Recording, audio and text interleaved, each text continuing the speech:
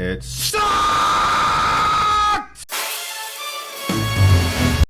At this point, we all know the story of Chris Stuckmann, a YouTube movie critic turned filmmaker who shifted the direction of his channel and kind of became known as the guy who doesn't criticize movies anymore. And after several years of trying to get into the industry, he finally has. And Shelby Oaks is the result. This film has had an interesting development, and as per typical reviewer shit, this is the part of the video where I tell you about that development cycle. Long story short, after spending over a decade reviewing movies online, Stuckmann tried to get into the film industry. Then he finally got his chance when he teamed up with a small movie studio called Paper Street Pictures. He launched a Kickstarter to secure some more funding, which reached over $1.2 million. After a few setbacks, the movie was then filmed and released at a few film festivals. Eventually, it was picked up by Neon, and even Mike Flanagan became attached to the project. Flanagan got Stuckmann in touch with a new composer and editor, and Neon paid to have some reshoots. So this is the version of the movie that we're getting now for a wide release. This new recut and re-edited version. So that's what we're going to talk about today. Now, I originally was going to try to catch this while I was in theaters, but when I was finally free, the Chainsaw Man movie came out, and well, you know, I'm not turning that down. Man, shit is beautiful. Now, I said in a previous video covering Chris Stuckmann that this movie will be make or break for him. If the years of shifting his channel and losing his credibility was worth it. And now that it's here, well, I personally don't think that it was worth it, but I do imagine that this was an opportunity of a lifetime for Chris Stuckmann, so I understand why he did it. This was his ultimate goal and his lifelong dream, to actually work in the industry and be a director, be a filmmaker. But now that it's here, I gotta say, this is kind of what I expected it to be from the trailers. I said that it looked pretty generic, and if it wasn't attached to Chris Stuckmann or Neon, then I wouldn't have had any interest in it. I was hoping that there was something else here to make it special and stand out. Early on, it looked promising, but as the movie progressed, it just kind of got worse and worse until the lackluster ending. But let me back up a little bit. Let me start by telling you what the movie is, tell you some of the stuff I like, and then we'll get into the issues. Shelby Oaks is about a girl named Mia looking for her sister named Riley, who is part of a YouTube paranormal investigation group called the Paranormal Paranoids. But while filming in Shelby Oaks, they went missing. They were never found, and the case went cold. But now, several years later, Mia gets a clue that might point to where her sister is and what happened to her. Let me start off by saying that stylistically, it's pretty fucking good. It's very well edited and shot really well. It doesn't look like a cheap movie at all. And it even has a pretty interesting format in the beginning where it's kind of like a documentary style mixed with found footage. The editing for the most part is pretty slick and a lot of impressive camera work and shots here and there. So in the visual department, it maintains a really good quality throughout. Just overall, it's very well put together. And I'm amazed they were able to do this with what? A little over $1 million? Along with some additional filming from Neon. So yeah, it looks great and there's no doubt about that. The writing on the other hand, well... Most detestable habit in all modern cinema is the homage. I don't want to see another goddamn homage in anybody's movie.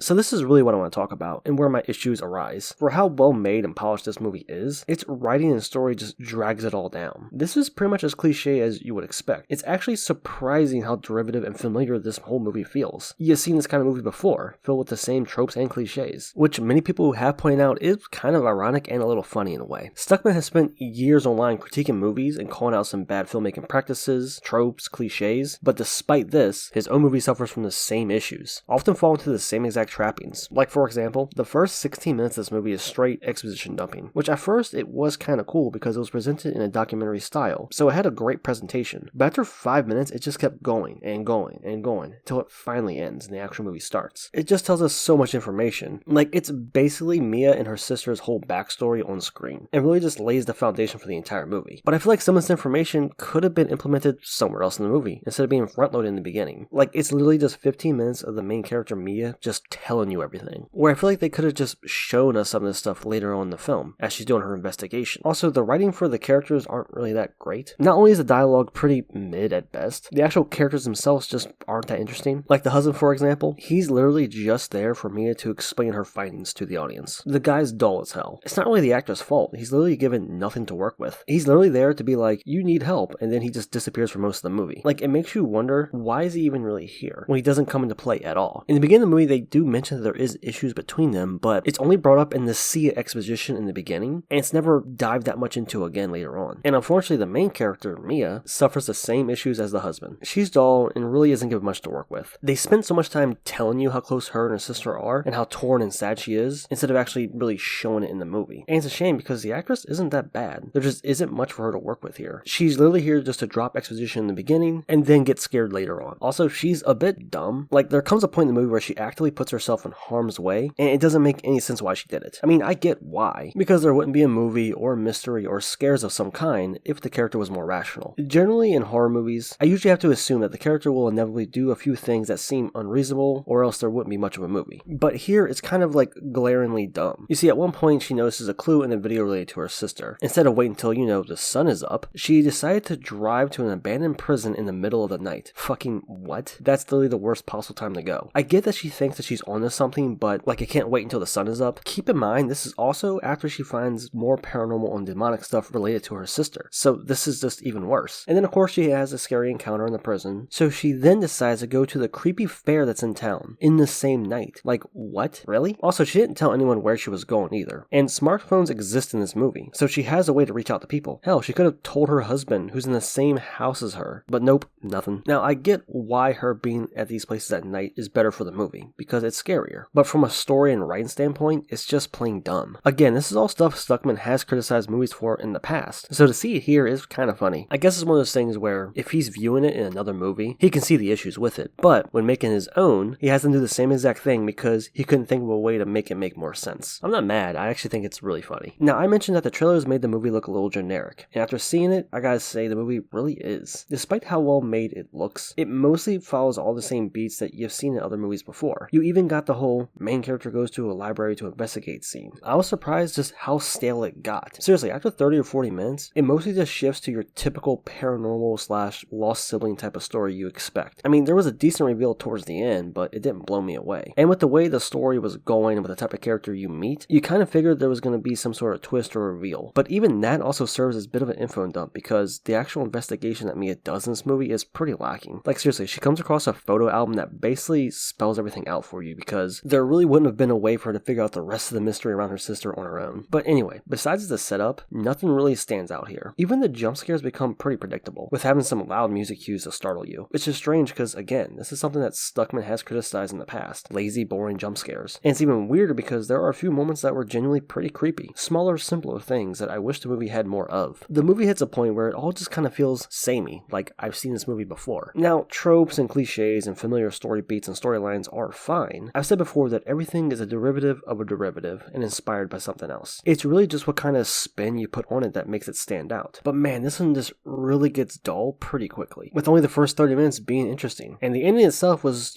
something. What I'm saying is, it doesn't do enough to stand out from the pack. It doesn't feel that different from other horror movies that are like this, except for the pretty solid filmmaking and editing. It just ultimately ends up blending in with the mediocre horror movies that Stuckmann spent most of his time on YouTube picking apart. It just feels pretty basic and generic. And I guess I'll talk about the ending real quick. It's honestly just a bit dumb. Like, I don't need a happy ending. I love bleak and dark or even sad endings. But this one was just kind of idiotic and a little funny. I won't spoil it for you, but the way it transpires over the course of like 2 minutes is kind of hilarious. I was just left bewildered. So all in all, what I said in my previous video about Stuckmann still applies here. If he wasn't attached to it, I would have had any interest in this because it looked pretty generic. And despite the style being pretty decent overall and being pretty well polished, the movie itself is pretty generic and kind of suffers from the same issues that Stuckmann himself has critiqued movies for before. If this is the better version, it's re-edited with additional footage and a different score, then I really don't want to see the previous version. This is the same type of story you've seen before with a very good looking coat of paint. It doesn't lead into any of the generic tropes or cliches or story beats that it falls into, or even tries to play it up for fun. Hell, it barely does anything different with them. It's played very straight and wants to be taken seriously, which leads to it being very boring about halfway through because you've seen this stuff before. Outside of the overly long introduction and setup, it doesn't feel that unique. I think I said basically everything I want to say about the movie itself, so I think I'll end off with this. I'm glad that Stuckmann finally got to make a real film and release it into theaters. He had a goal and he chased it. Now, do I think this movie was worth drastically changing his approach to making videos and hurting his credibility? No, I don't. Is Stuckmann happy about it though? Yes, very much so. I'm pretty certain that he's happy. And hell, I'm happy for him. Good job. He always wanted to do it and he did everything he could to make it happen. And this is why I think a lot of reviews from last year were pretty positive, because people like Stuckmann and his journey. But as a product, as a piece of entertainment, it just isn't up to snuff. It's average to below average at best. And I honestly would not be making a video about it if it was made by anybody else. I definitely think he'll get another opportunity to direct another film in the near future. I just hope that next time it's a bit more interesting, creative, and unique. It seems that his biggest issue is the writing. I figured his writing would have improved from his BVS rewrite, but surprisingly not really. So maybe for his second outing, he could have someone else handle the writing process, because he has a good eye for visuals and can set up some really good shots, but the story, character, and dialogue needs a lot of work. So all in all,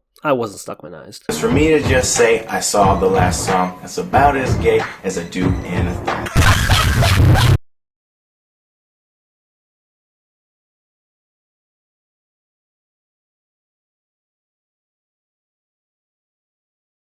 Look, man, you can't go around murdering people. You're just like one of the criminals. How about the General Zod's snapped neck?